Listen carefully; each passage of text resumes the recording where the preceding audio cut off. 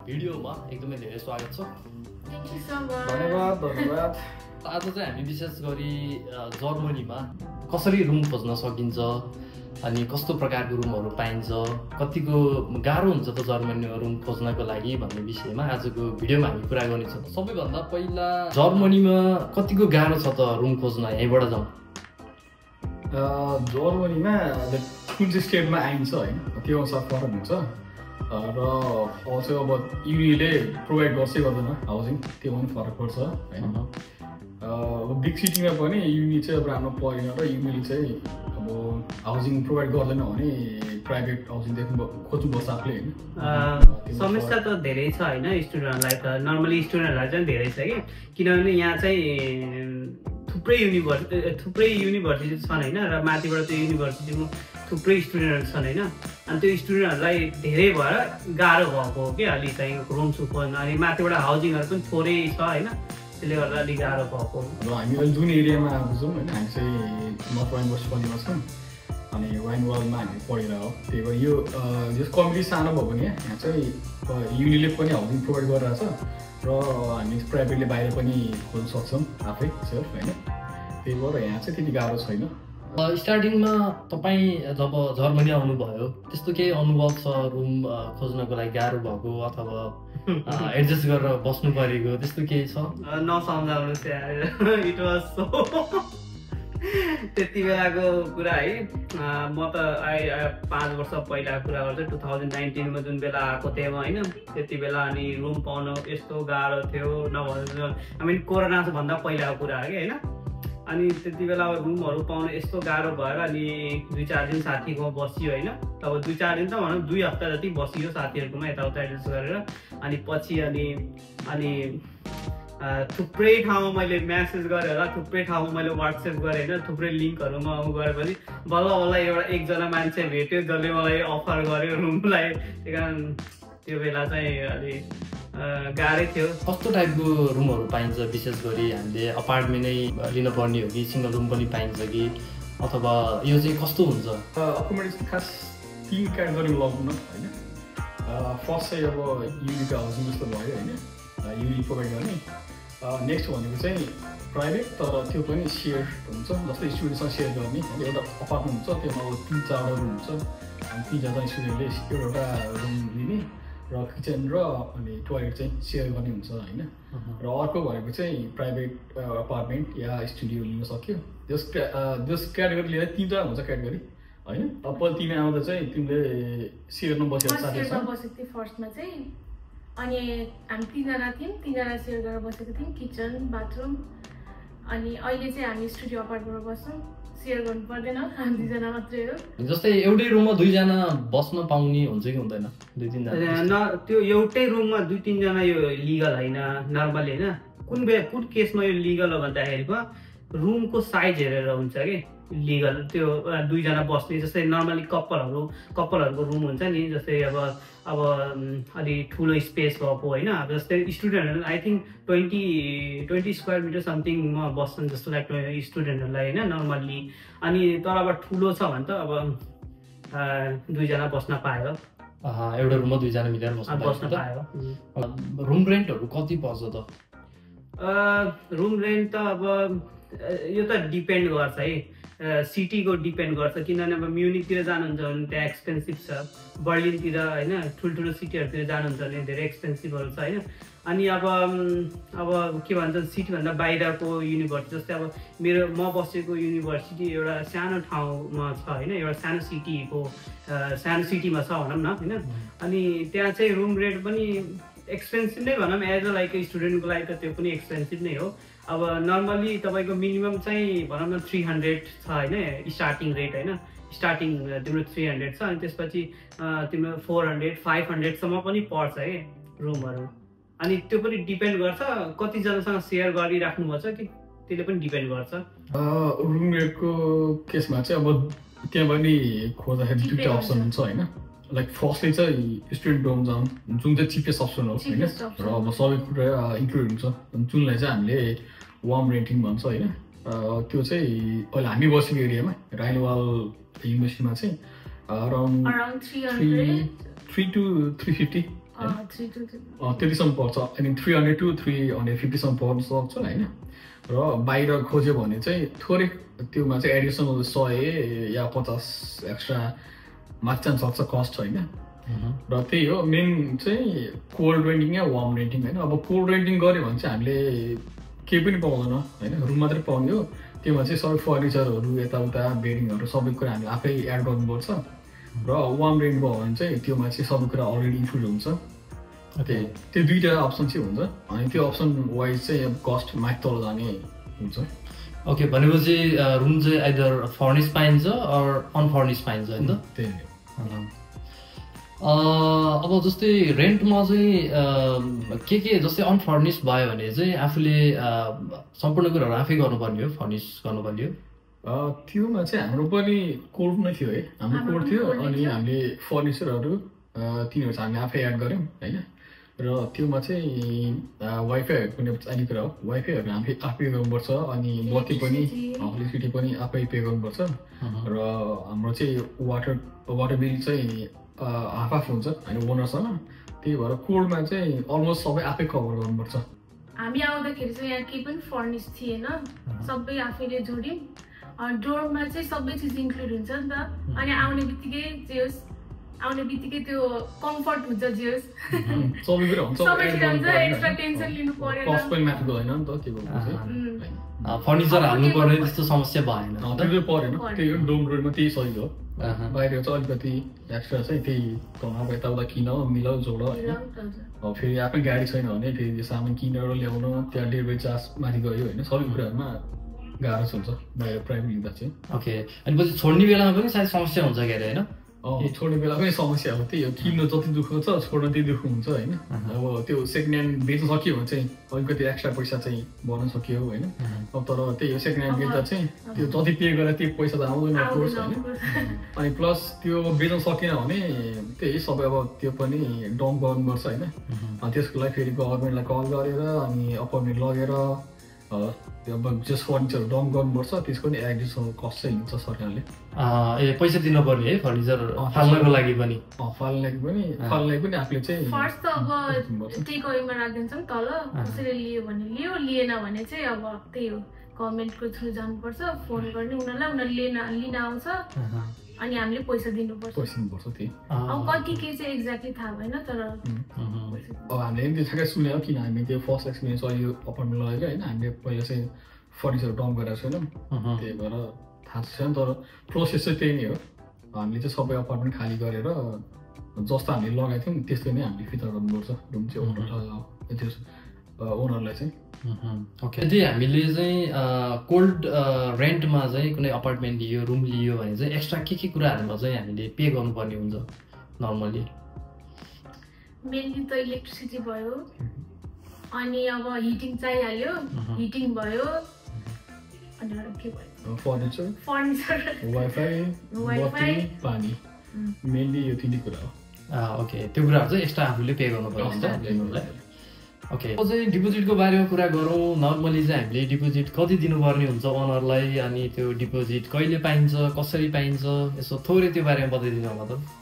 Deposit चाहिँ main अब depends हजुरको कति छ रेन्ट त्यही अनुसारले काट्छ नर्मली चाहिँ 2 मन्थको 3 मन्थ अगाडिकै काटिदिन्छ होइन 3 महिनाको लिन्छ होइन 3 महिना 2 महिना तपाईँको अब रेन्ट 600 छ भने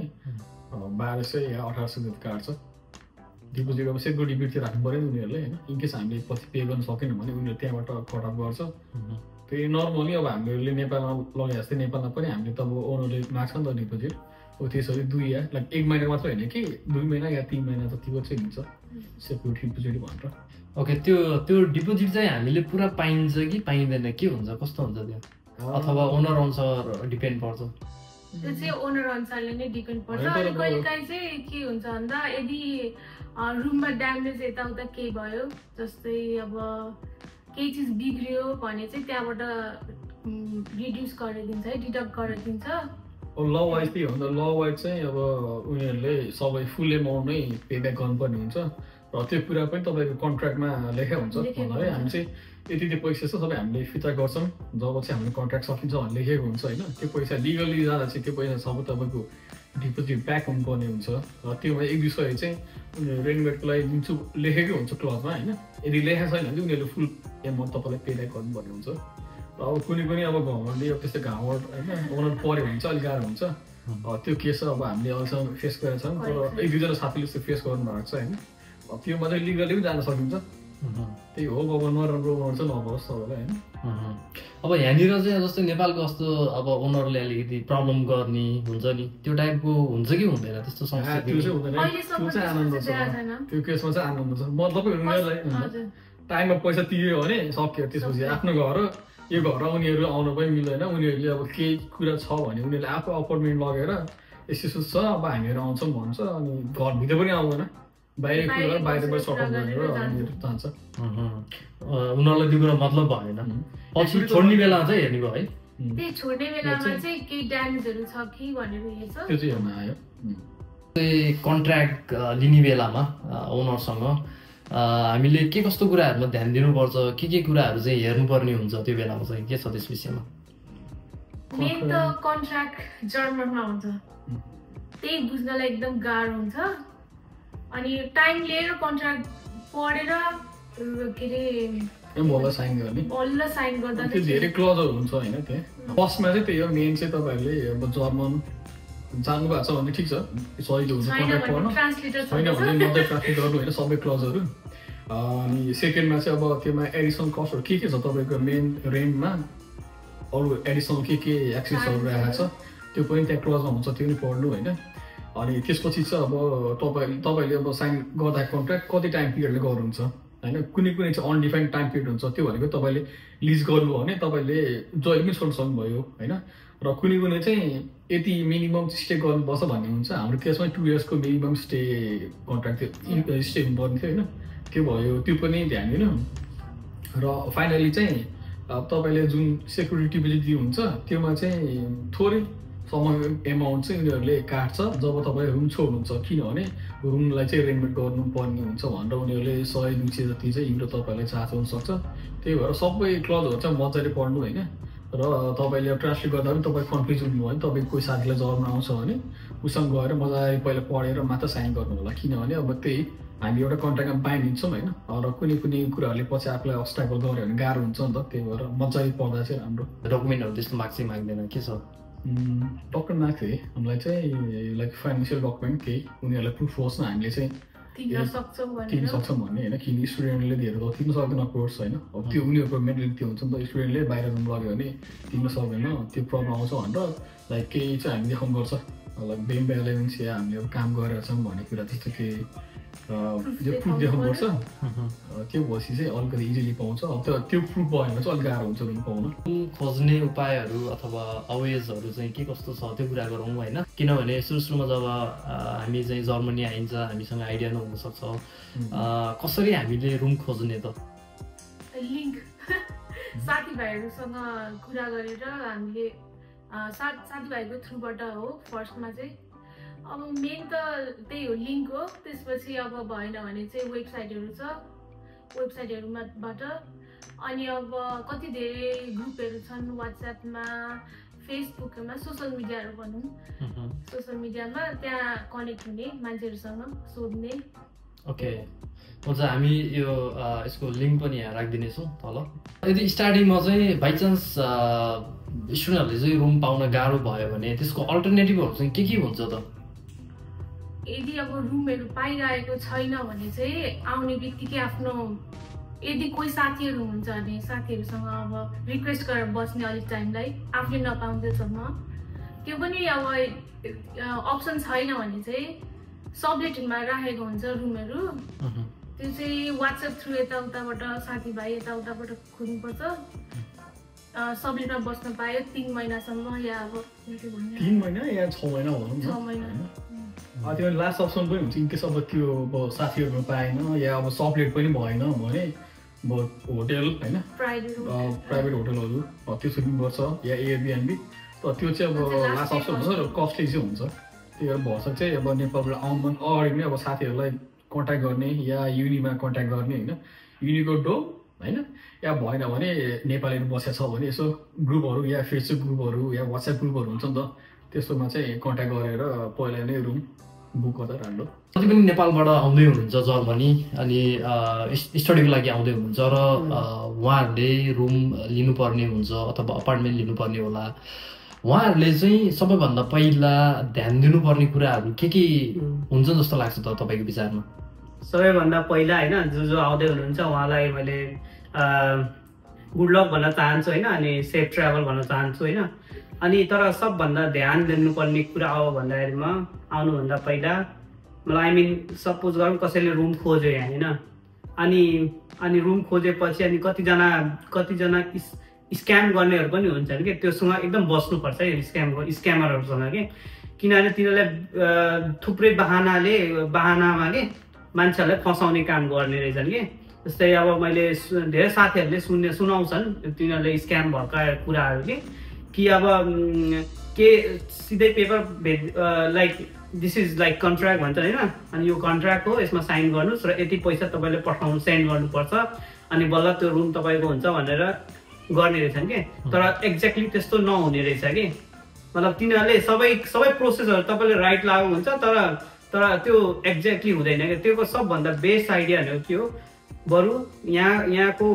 सबै थुप्रै ठाउँको मतलब युनिभर्सिटीहरू हरेक युनिभर्सिटीको आफ्नो वाट्सएप ग्रुप हुन्छ होइन, सोसल मिडियामा हुन्छ होइन सबैजना होइन, अनि त्यो बरु कन्ट्याक्ट गरेर के भन्छन् कोही साथीहरू बनाउने अनि त्यो साथीहरूलाई बुझ्न लगाउने कि यो रुम छ कि छैन। टाइम हुन्छ मान्छेहरूसँग, कोही साथीहरूले बुझ्छन्, टाइम निकाल्छन् अनि हेल्प गर्छन् होइन। अनि त्यस्तो गरेर पनि तपाईँले स्क्यामसँग एउटा बस्ने तरिका हो होइन। अनि अर्को नेक्स्ट कुरा, पैसा कहिले पनि तपाईँले नपठाउनु होला।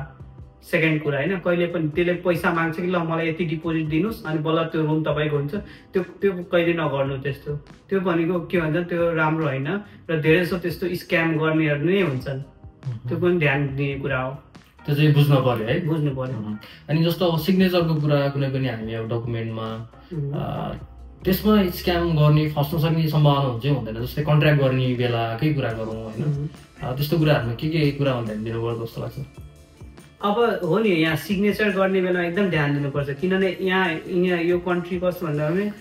धेरै जस्तो पेपर बेस्ड छ कि होइन। अनि एकचोटि तपाईँले केही कुरामा साइन गरिदिनु भयो भने त्यसमा धेरै गाह्रो हुन्छ तपाईँलाई। त्यही कारण एकदम ध्यानले पढ्नुहोस्। हाम्रो के देशको कस्तो बानी हुन्छ भने पढ्ने केही कुरा कसैले दिइरहेछ पेपर भने नराम्रोसँग नपढिकन सिधा साइन गर्ने होइन, तर त्यस्तो गर्नु हुँदैन। एकचोटि मजाले पढ्ने के कस्तो छ, के कन्डिसन छ, के रिक्वायरमेन्ट छ होइन, यो पेपर कतिको फेक हो कतिको रियल हो भनेर पुरै आफूले गरेपछि अनि बल्ल साइन गर्नु होला। एकदम ध्यान दिने कुरा हो, किनभने अगर एकचोटि तपाईँले साइन गरिदिनु भयो